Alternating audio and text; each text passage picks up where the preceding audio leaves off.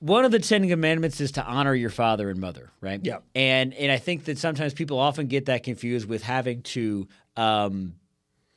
obey and be kind to your father and mother, and the whole idea of that of that commandment is for adults.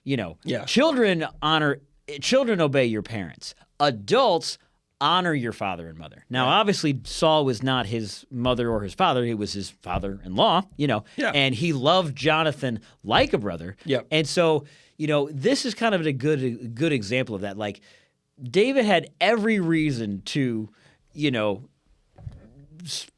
spreads terrible things about Saul and make sure that he was not remembered kindly, but he honors him. And he does what Saul actually asked him to do. He says, "Hey, as you mentioned," and he honors them. And I think this is an excellent example of that. Definitely a trait that American politics needs to pick up.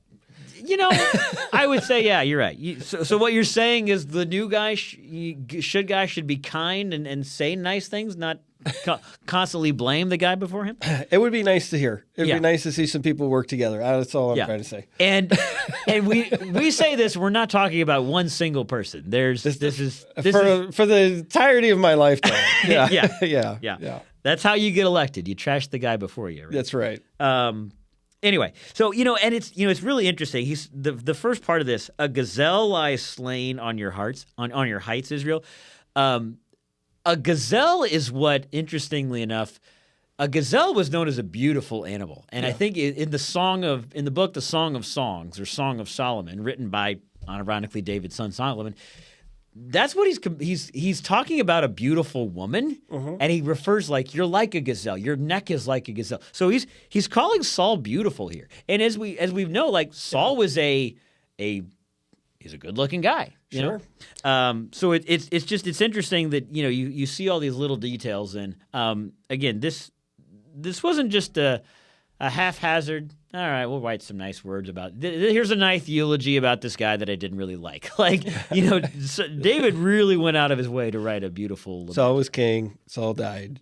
Yeah. The end. Well, and it's important here to remember that, yes, Saul's life did not end pretty, but he was the anointed king of Israel by God. The first. He was the first. Yeah. They asked him for a king. He's like, all right, this is the guy. And he would not have been your first choice. He was a lower ranking person. He was from a low family. And so while his end of life was great, Saul deserves some credit. He did some good things. Yeah. And that's the thing. Like, his tribe maybe wasn't the most well-known tribe, but he definitely had the appearance of this is what a king should look like. Yeah. And again, we see this as a parallel. You have Adam, who is like the pinnacle of man. Yeah. And he starts out in a good place, and he has dominion. Yeah.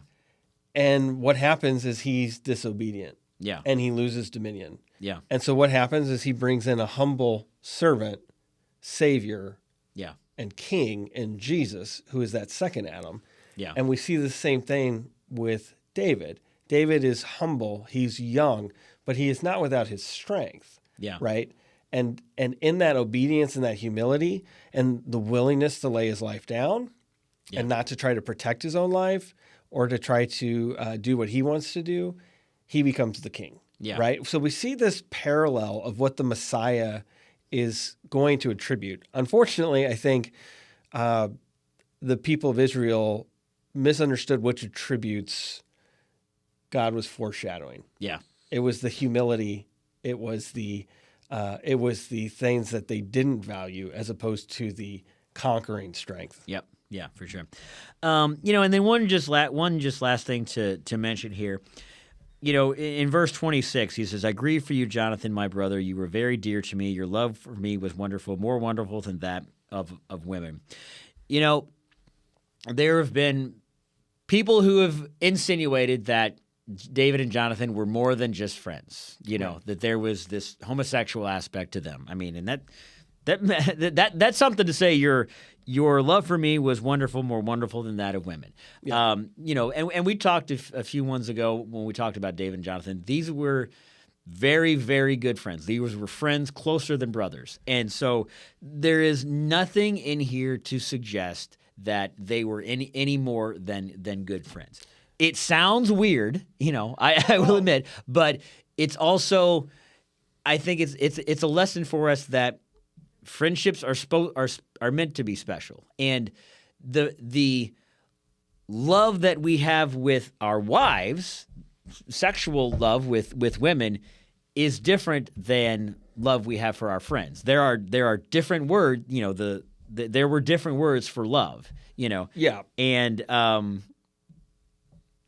yeah. Well, so here's the thing. I think the people who read a sexual relationship between David and Jonathan do so because they read it with a modern lens. Yeah. Right? And in a modern era, especially in the United States, we cannot separate the concept of love and sex. Right. Right? In fact, we can't even separate the concept of liking somebody and sex. Yeah. Sex is not something that is cherished, and it's not something that is, as God intended, assigned to be between one man, one woman in a marital covenant. Yeah. Now, if you go back to this time, they understood what sex was for. Yeah. Right?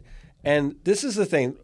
David found more fulfillment in the loyalty of his brother than he did in the love of his wife. Yeah. And we talked about that a little bit. Like, his wife did things for him. Michael did things for him and tried to protect him and tried to keep him. Yeah. But we see later she also nags him a little bit. Right?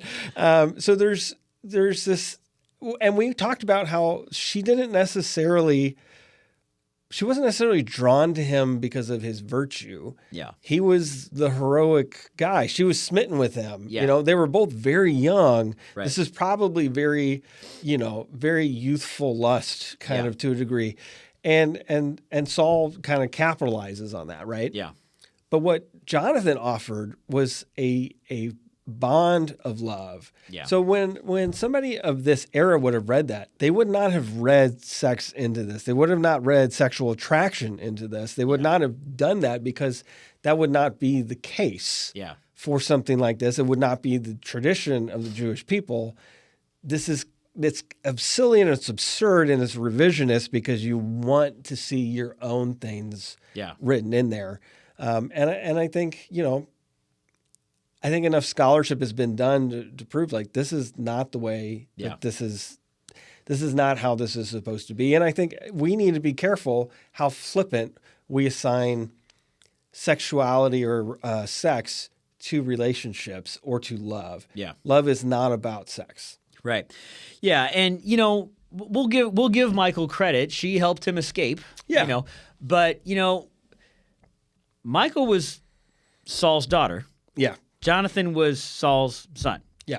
And yet, when David was trying to figure out why Saul was trying to kill him, he went to Jonathan.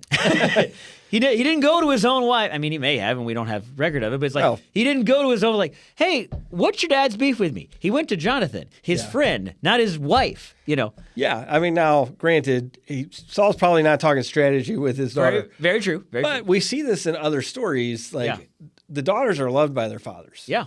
There's a different relationship between the father and daughter than the father and son. Yeah. And like, if a daughter sweet talks her father enough, she can get him to tell him something. As we see in the book of Luke, we see the king's daughter want the head of John the Baptist. And he got it. Yeah. Yeah, exactly.